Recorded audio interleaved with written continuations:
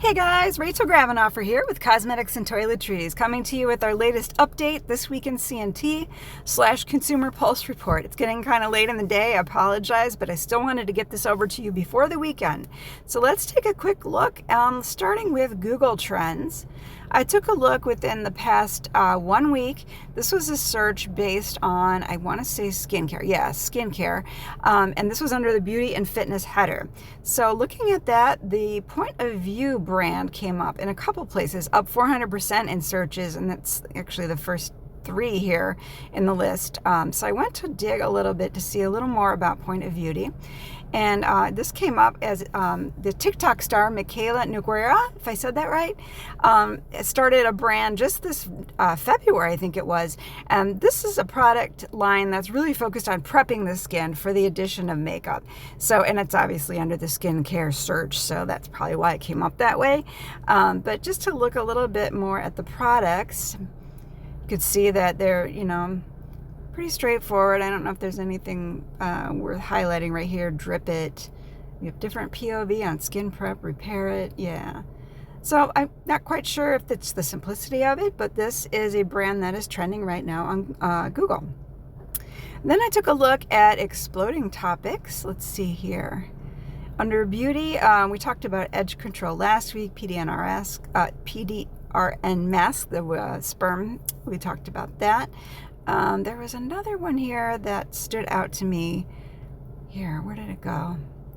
The niacinamide whitening toothpaste. This is in the last 2 years. It's up more than 4,900% in searches. And I was kind of surprised to see niacinamide in toothpaste, but it's for whitening.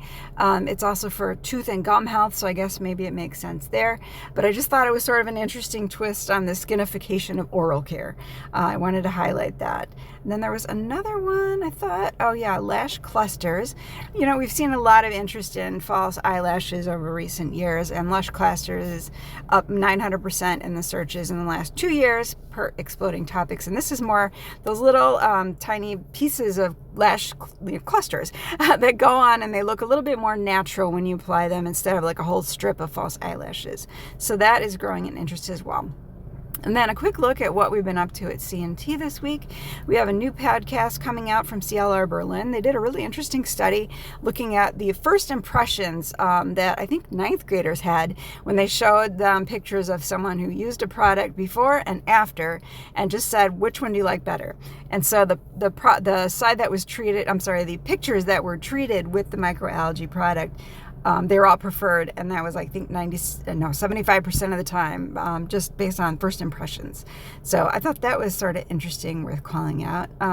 Something else, this is interesting. Grant has this Grant Power CSC biodegradable high-performance microplastic replacement. We've seen this from them before, but I wanted to point out Grant's, as well as there's another one coming out of Shinetsu. They're both talking about microbead replacement, microplastic replacement. This has been in the news a while, but it's interesting to kind of see it out there again. So I just wanted to highlight that. It's kind of been a trend this week in some of the news we reported. And then last but not least, I wanted to highlight we are open for the C&T Alley Award submissions. Yay, for 2026. We had sort of a category shakeup. We added some new ones that are focused on compromised skin, including acne, and also scalp care. And we did some rearranging in some of the other categories as well, so that they're a little bit more fine-tuned anyways. So that is it for this week. Thank you so much for joining me. I hope that this was a little bit insightful, if not interesting, and we'll see you again next week. Thanks.